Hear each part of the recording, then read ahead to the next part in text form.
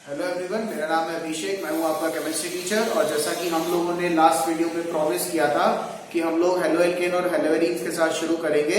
So today we are starting with halo alkane and halo arene. आज के session में हम लोग सबसे पहले जनरल कॉन्सेप्ट कवर करेंगे कि hello alkane and hello arenes क्या होते हैं, उसके बाद उनका क्लासिफिकेशन देखेंगे। ठीक है, चलिए आज शुरू करते हैं फटाफट से हेलो एल्केन और हेलो एरीन्स को। सो let me just write hello alkane and hello arenes and hello arenes। आप मुझे एक बात बताइए, क्लास 11th के अंदर आपने पढ़े हैं जनरल ऑर्गेनिक केमिस्ट्री के अंदर क्या पढ़ा था? एल्केन, एल्कीन, अल्काइंस आपने पढ़े हैं। तो अगर वही उसी एल्केन मॉलिक्यूल के साथ कुछ ना कुछ चेंजेस करके, कुछ ना कुछ एटम्स को इधर से उधर चेंज करके, हैलोजन वगैरह लगा के एक नया क्लास ऑफ ऑर्गेनिक कंपाउंड आपके सामने बना दिया जाए जिसकी प्रॉपर्टी फिजिकली और केमिकली दोनों तरीके से डिफरेंट हो, तो क्या वो एक नया क्लास ऑफ ऑर्गेनिक कंपाउंड हो सकता है? So let us see. तो सबसे पहले शुरुआत करते हैं कि what is halo alkane. Halo alkane है क्या? Halo alkane is made up of two words. One is halo, another is alkane. What is this hello means? This hello means halogen. This means halogen. और halogens क्या है? Group 17 elements है बच्चा हमारे पास। Group 17 elements which includes fluorine, chlorine, bromine and iodine. और alkanes क्या है? जिनका जनरल फॉर्मूला CnH2n+2 होता है। All the carbons are sp3 hybridized. All the carbons are sp3 hybridized। तो हम लोग क्या करने वाले हैं? उस एल्केन मॉलिक्यूल के अंदर से जिसका फॉर्मूला CnH2n+2 है, एक हाइड्रोजन को या नंबर ऑफ हाइड्रोजन्स को रिमूव करके उनकी जगह हैलोजन्स को ऐड करने वाले हैं। We are going to substitute the hydrogen atom with the help of halogens. उनकी जगह हम हैलोजन्स को अटैच करने वाले हैं। सो नया जो क्लास ऑफ ऑर्गेनिक कंपाउंड आपके सामने बनकर आएगा वो होगा आपका हेलो एल्केन। अब बात समझ आई क्यों हम हेलो एल्केन्स पढ़ते हैं? Halo means halogens, alkanes means CnH2n+2, all the carbons are sp3 hybridized. तो ये अगर दो चीजें एक साथ मिल जाएं तो एक नया क्लास ऑफ ऑर्गेनिक कंपाउंड आपके लिए बन जाता है जिसको बोलते हैं हेलो एल्केन। ठीक है, चलिए पूरे चैप्टर के अंदर एक बात ध्यान से देखेंगे कि all the halogens are represented by the symbol X, जिसको हम X से रिप्रेजेंट करते हैं। So X is symbol for halogen, symbol for halogens. हम लोग पूरे चैप्टर के अंदर सिर्फ X से ही रिप्रेजेंट करेंगे। तो X आप समझ जाइएगा। X क्या हो सकता है? फ्लोरीन हो सकता है, क्लोरीन हो सकता है, ब्रोमीन हो सकता है और आयोडीन हो सकता है। ठीक है, ये है हमारे हेलो एल्केन। एक जनरल एग्जांपल ले लेते हैं। सबसे पहले हमारे पास है मीथेन मॉलिक्यूल। एक एल्केन है ना मीथेन। मीथेन क्या है? एक एल्केन है, सबसे पहला मेंबर है। अब आप पूछेंगे कि सर हमने मीथेन से क्यों शुरू किया? भाई सबसे पहला मेंबर है, अगर इससे शुरू नहीं करेंगे तो बुरा मान जाएगा। मीथेन से शुरुआत करें तो हाइड्रोजन को रिमूव करके एक हाइड्रोजन को हमने यहां पर ऐड किया। So we are getting CH3X। This is my halo alkane, this is my halo alkane, this CH3X is my halo alkane. अगर मैं एक और हाइड्रोजन यहां से रिमूव करके एक और हाइड्रोजन यहां पर एडिशन कर दूं तो वो भी मेरा एक हेलो एल्केन होगा, वो भी मेरा एक हेलो एल्केन होगा। This is CH2X2 which is now again a new type of halo alkene. तो हेलो एल्केन्स क्या हुए? अभी तक आपको शायद समझ आ गया होगा कि सर हेलो एल्केन्स वो है जहां पर हम एल्केन मॉलिक्यूल के अंदर से हाइड्रोजन को रिमूव करके एक नया हाइड्रोजन एटम वहां पर लगा देंगे। एग्जांपल ले सकते हैं हम लोग जनरल। चलिए ठीक है, मीथेन में से एक हाइड्रोजन को रिमूव करके उसकी जगह क्लोरीन लगाओ। सो CH3Cl नाम हो गया क्लोरोमीथेन, नाम हो गया क्लोरोमीथेन। पहला है हमने एग्जांपल पढ़ा, उसके बाद हम दो हैलोजन्स लगा सकते हैं तो CH2Cl2 हो गया। इसको हम DCM डाइक्लोरोमीथेन भी कह सकते हैं, dichloromethane. So these are the general examples of halo alkane. अब शायद आपको पता लग गया होगा कि हेलो एल्केन में पूरे चैप्टर के अंदर सिर्फ हैलोजन्स की बातें क्यों की गई थी। बच्चा पढ़ना तो वही है, एक एल्केन मॉलिक्यूल को आप एल्केन मॉलिक्यूल के अंदर हैलोजन का एडिशन कर रहे हो तो जो नया कंपाउंड बन रहा है उसी की तो प्रॉपर्टी देखनी है, उसी की तो केमिकल रिएक्शंस देखनी है, उसी की फिजिकल प्रॉपर्टीज को देखना है। तो कैसे रिएक्शन हो सकती है वो सब चीजें हम यहाँ पर देखने वाले हैं। सबसे पहले हमने आपको बताया कि हेलो एल्केन क्या है? हेलो प्लस एल्केन हेलो होगा हेलोजन, ग्रुप 17 एलिमेंट्स होंगे, फ्लोरीन, क्लोरीन, ब्रोमीन और आयोडीन। एल्केन वो होते हैं CnH2n+2, जनरल ऑर्गेनिक केमिस्ट्री में आपने पढ़ा था क्लास 11th में। All the carbons are sp3 hybridized. यहां पर मैं आपको एक बात बता दूं, पूरे चैप्टर के अंदर हम नॉर्मली लगभग सभी रिएक्शंस के बारे में बात करेंगे, जितनी भी हेलोजन से इन्वॉल्व हैं आपके यहाँ पर क्लास 12th में। अगर हम लोग कहीं पर एलिमेंट्स की जगह, हेलोजन्स की जगह X लिखते हैं, तो वहां हम नॉर्मली स्पेसिफाई कर देते हैं कि वो X क्या हो सकता है। X कैन बी और क्लोरीन, X कैन बी और फ्लोरीन, X कैन बी और ब्रोमीन, X कैन बी और आयोडीन। ये हमारा यहाँ पर चारों में से कोई भी एक हेलोजन हो सकता है। बट नॉर्मली क्लास 12 एनसीईआरटी के अंदर आपने अगर नोटिस किया होगा तो हमने नोटिस किया था कि हमारे पास क्लास 12 एनसीईआरटी में सिर्फ हमने क्लोरीन, ब्रोमीन, आयोडीन की जो मेजर रिएक्शंस है वो पढ़ी हैं। फ्लोरीन के बारे में हमने ज्यादा रिएक्शंस को नहीं पढ़ा, हमने सिर्फ एक ही रिएक्शन पढ़ी थी, स्वार्ट्ज रिएक्शन, जिसके बारे में हम अभी आने वाले लेक्चर्स में जिक्र करेंगे। तो सबसे पहले अब हम जान लेते हैं कि हमने फ्लोरीन का डिस्कशन क्यों नहीं किया। बट उससे भी बहुत पहले क्या जानना और जरूरी है कि हेलोएरीन्स क्या होते हैं।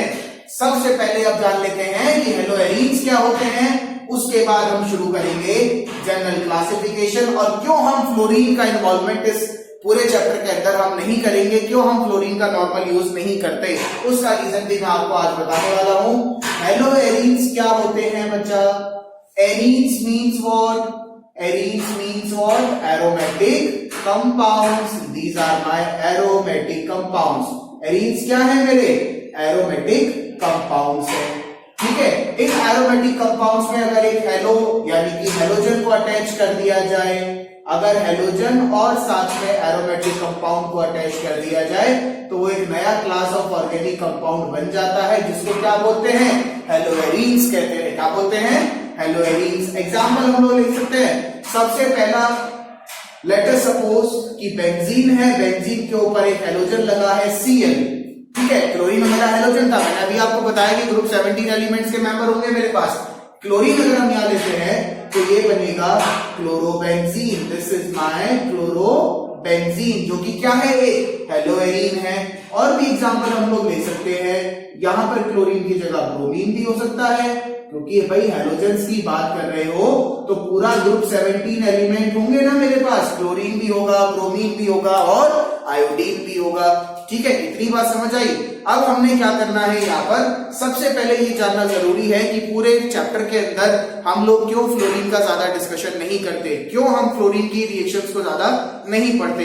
ये बेटा वो पार्ट है जो मोस्टली टीचर्स यहाँ पर स्किप कर देते हैं कि हम क्यों फ्लोरीन नहीं पढ़ रहे। आपको तो क्वेश्चन पूछना चाहिए कि सर हमने बार बार, आप बता रहे हो कि ग्रुप 17 एलिमेंट में फ्लोरीन भी है, क्लोरीन भी है, ब्रोमीन भी है, आयोडीन भी है, लेकिन फ्लोरीन का जिक्र सिर्फ एक ही रिएक्शन, स्वार्ट्ज रिएक्शन के अंदर हमने किया होगा, बाकी रिएक्शंस के अंदर नहीं किया।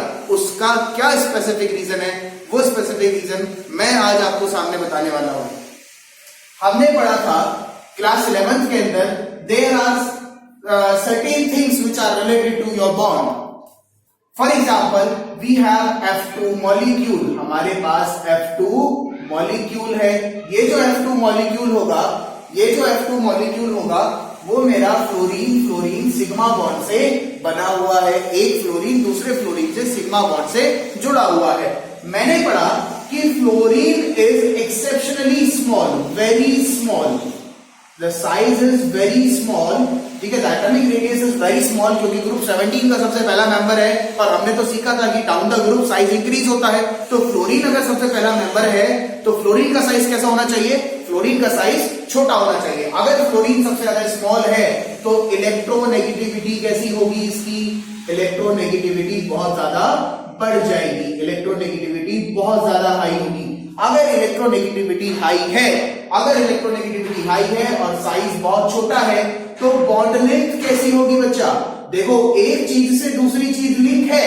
हम लोग एक स्टेप से दूसरे स्टेप में जाते जाते ये सीखते हुए जा रहे हैं कि अल्टीमेट सॉल्यूशन क्या है। अल्टीमेट हम क्या कंक्लूड करने वाले हैं? हम ये कंक्लूड करने वाले हैं कि अगर बॉन्ड लेंथ बहुत छोटी है तो बॉन्ड स्ट्रेंथ कैसी होती है? We know that bond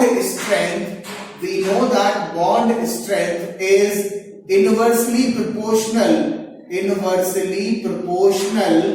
inversely proportional to bond length. भाई बॉन्ड लेंथ जितनी छोटी होगी बॉन्ड स्ट्रेंथ उतनी ज्यादा होगी।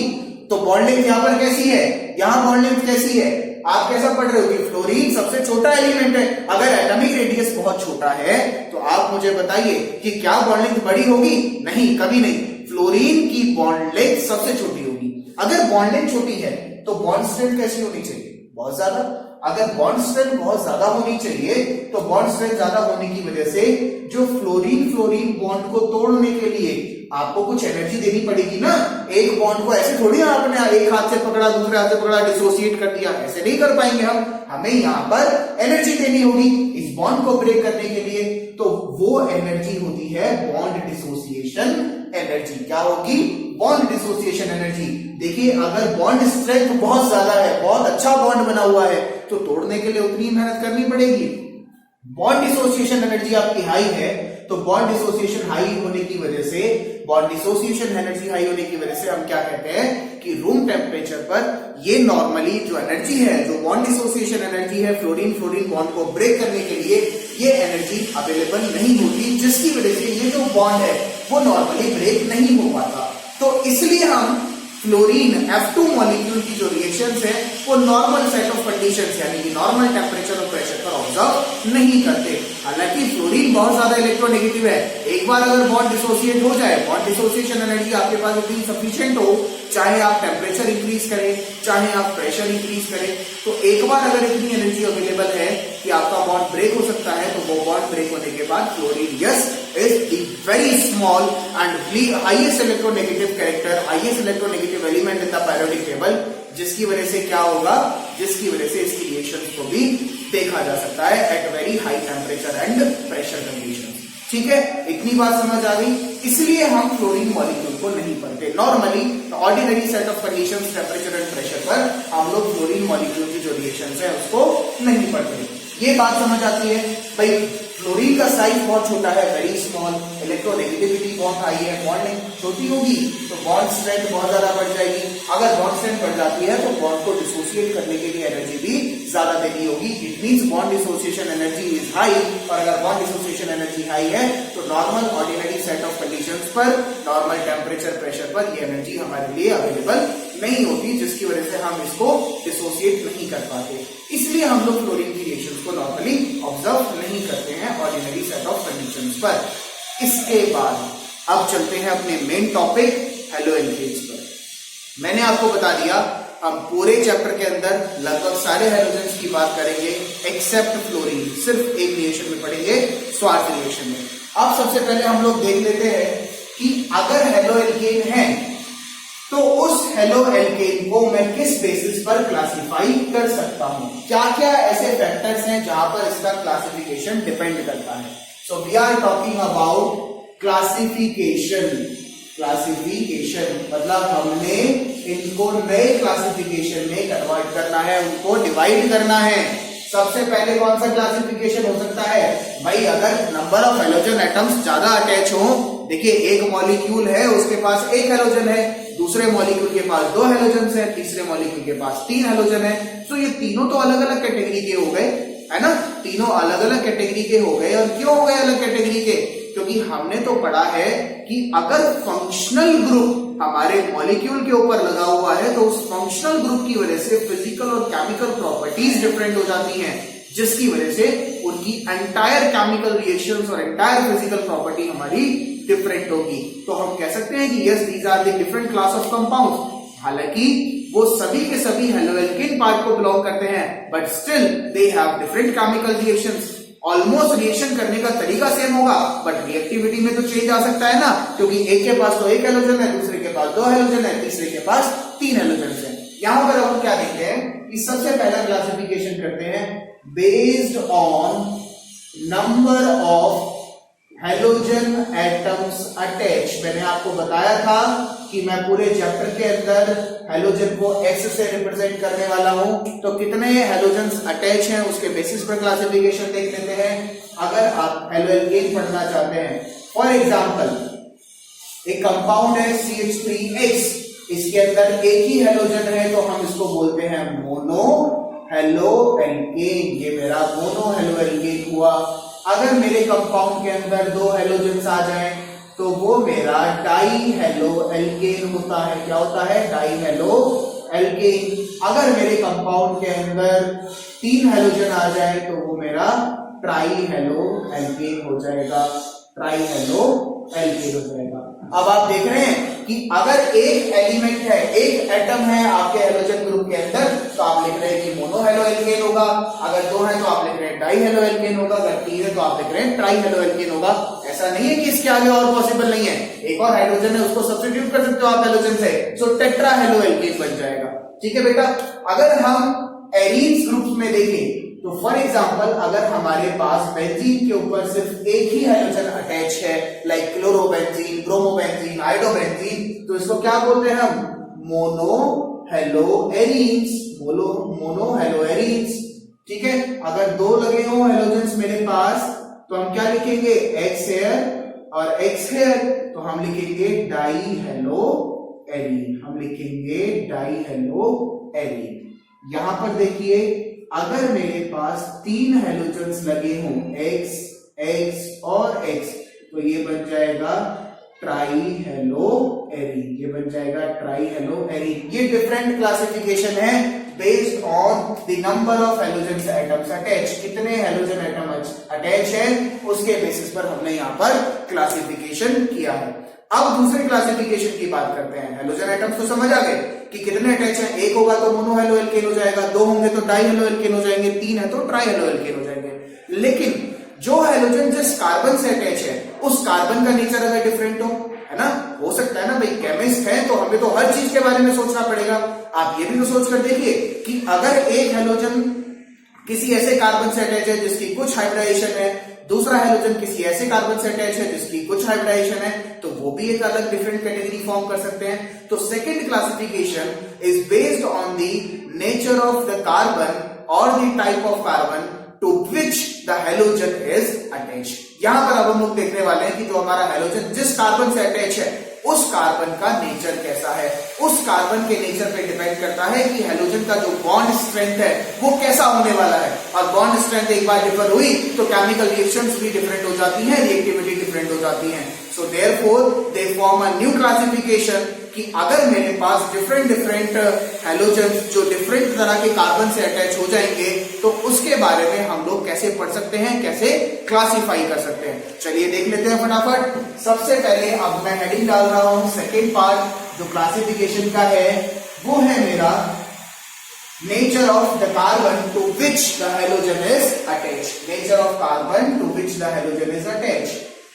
Nature of carbon to which halogen is attached। Halogen किससे अटैच है उसका नेचर ऑफ कार्बन। अब आप मुझे एक बात बताइए, अगर आपका हेलोजन किसी ऐसे कार्बन से अटैच हो जो कि sp3 हाइब्रिडाइज्ड है, तो ये पहला क्लासिफिकेशन हो गया हमारा कि हेलोजन ऐसे कार्बन से अटैच है जो sp3 हाइब्रिडाइज्ड है, मतलब उस कार्बन के चारों बॉन्ड सिग्मा बॉन्डेड हैं, कोई भी डबल बॉन्ड नहीं है उसके ऊपर, कोई ट्रिपल बॉन्ड नहीं है, sp3 हाइब्रिडाइज्ड है। बॉन्ड एंगल कितना होगा? 109.5 डिग्री। चलिए अगर sp3 हाइब्रिडाइज्ड है so this is the first classification जिसको हम बोलते हैं अल्काइल हलाइड्स। क्या बोलेंगे? Alkyl halides. ये मेरे अल्काइल हलाइड्स हैं। इन अल्काइल हलाइड में आप ध्यान से देखिए जरा। फॉर एग्जांपल अगर एक कार्बन है, इससे मेरा हेलोजन अटैच है, तो जिस कार्बन से हेलोजन अटैच होता है उस कार्बन को मैं अल्फा कार्बन कहता हूं। क्या बोलता हूं? Alpha carbon. ये अल्फा कार्बन या तो पॉसिबिलिटी है कि 3 हाइड्रोजन से कनेक्ट हो जाए, या फिर पॉसिबिलिटी है कि वो एक कार्बन से कनेक्ट हो, वो कार्बन फर्दर कितने कार्बन से कनेक्ट है उससे प्रॉब्लम नहीं है।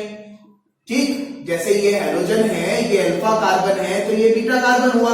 ये बीटा कार्बन आगे चाहे नंबर ऑफ कार्बन से अटैच हो उससे मुझे कोई प्रॉब्लम नहीं है, लेकिन ये कार्बन सिर्फ एसी कार्बन से अटैच है at one time. Therefore this classification is also known as primary haloalkanes. Primary haloalkane जिसको हम 1 डिग्री कंपाउंड्स भी कहते हैं। ये भी मेरा 1 डिग्री की कैटेगरी में आता है because only 1 carbon is there and this carbon is no not further attach to any of the carbons, right, किसी आगे दूसरे कार्बन से वो कनेक्ट नहीं है, इसलिए उसको हम प्राइमरी यानी कि 1 डिग्री की कैटेगरी में रखते हैं। ये मेरा अल्काइल हैलाइड का सबसे पहला कैटेगरी है कि 1 डिग्री क्या होगा। अगर हम 2 डिग्री देखना चाहते हैं तो अब आप देखिए कि 2 डिग्री में आप क्या करेंगे कि कार्बन जिससे मेरा हेलोजन अटैच है वो 2 कार्बन से कनेक्ट हो और उसके पास 1 सिंगल हाइड्रोजन हो।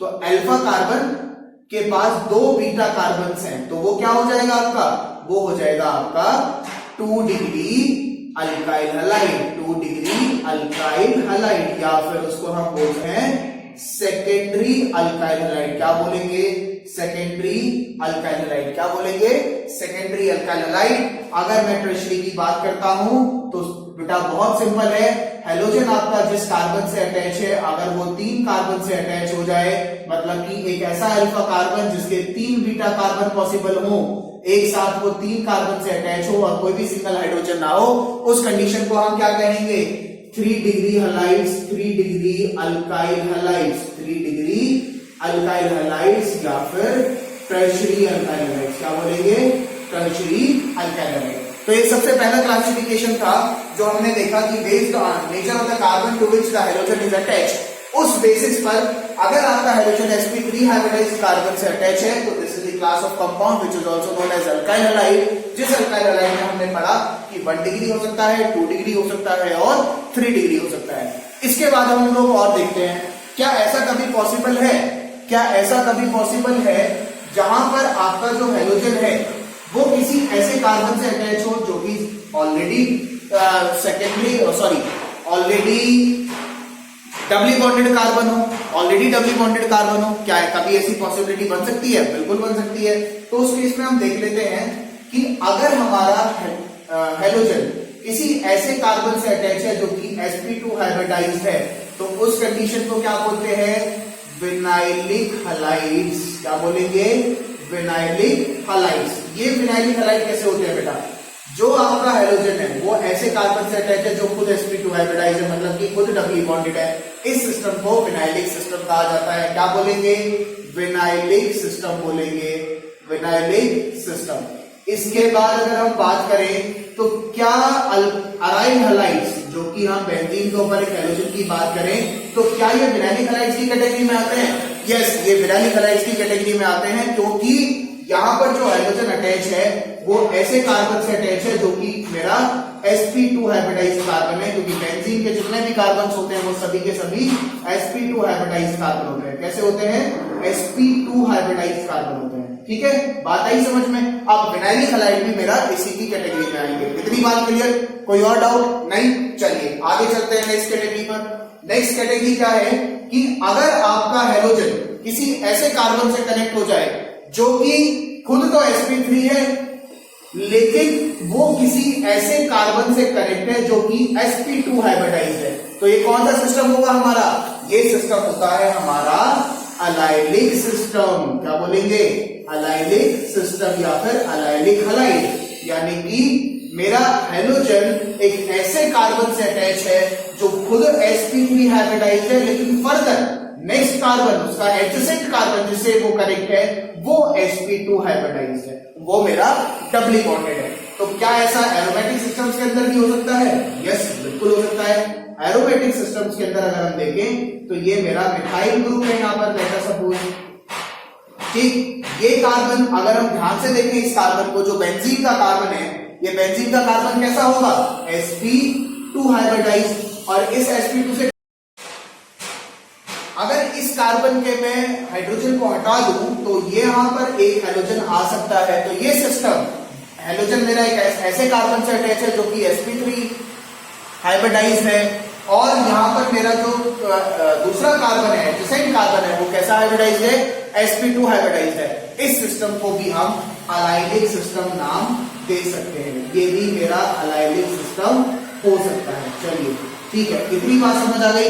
ये था बच्चे क्लासिफिकेशन, और नेक्स्ट वीडियो में हम लोग कंटिन्यू करेंगे preparation of haloalkane and haloarenes, और प्रिपरेशन के बाद केमिकल रिएक्शन, जो बोर्ड का सबसे फेवरेट टॉपिक है, न्यूक्लियोफिलिक सब्स्टिट्यूशन, SN1 और SN2। और यकीन मानिए न्यूक्लियोफिलिक सब्स्टिट्यूशन में आपको सबसे ज्यादा मजा आने वाला है, क्योंकि इतने सिंपल तरीके से आज तक आपने न्यूक्लियोफिलिक सब्स्टिट्यूशन को नहीं पढ़ा होगा। ठीक है, चलिए बने रहिए एबीएस फिजिक्स फॉर यू के साथ। Thank you so much guys.